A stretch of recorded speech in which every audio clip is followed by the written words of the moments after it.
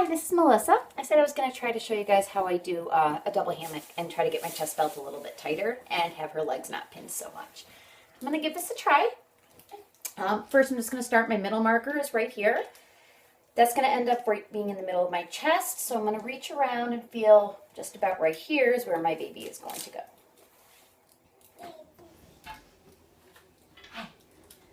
Here is Zippy. We're going to give this a try with her. We'll see how we do.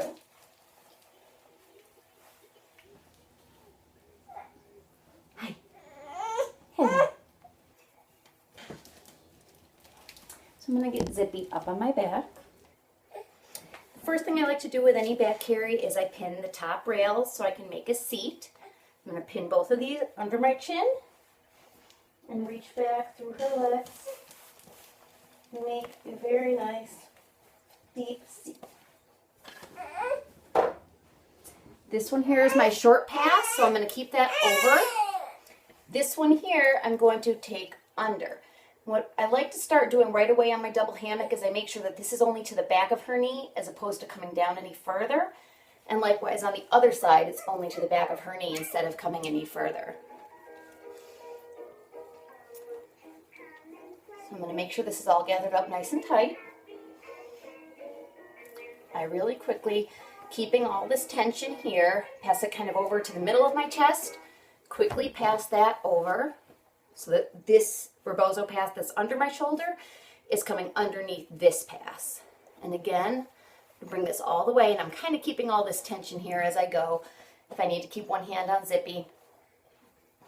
When I get over here, this is when I like to pass the top rail over to this hand. And now because she is so small, one of the tricks I've had to do is I have to kind of jump rope this up and over. Now I'm losing tension in my chest pass, as you can see. So what I do immediately is I bring this all the way up over my shoulder, and then I start feeding the slack through my chest pass. So I've got this nice and tight here, going all the way up to my chest. And then I grab all the way underneath here on the bottom. And I'm going to feed all the way and go to the back of her knee right here, but not lower where I'm pinning her down. This is going to come to the back of the knee here as well, and then I'm going to try to pull all this slack out.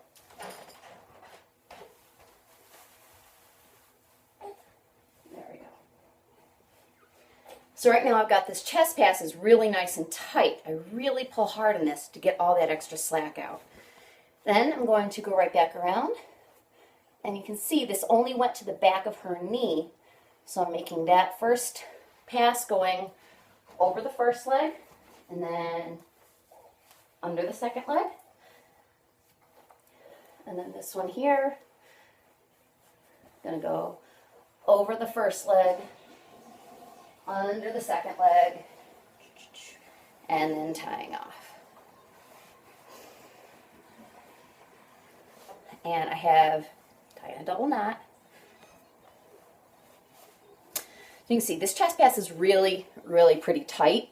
It's going to support her weight more than just having it all on my back and shoulders. And I found that this way really ended up, I didn't have all of her, like her legs were really pinned by that chest pass in place. She doesn't have a lot of leg that's hanging down because she is so tiny, and I found that keeping my chest pass way up higher really did make a difference. And also being very conscious to only go to the backs of her knees as I was tightening. There is a double hammock. This is a size 5. Usually I use a size 5 or a size 6 with a woven wrap. Thank you. Bye-bye.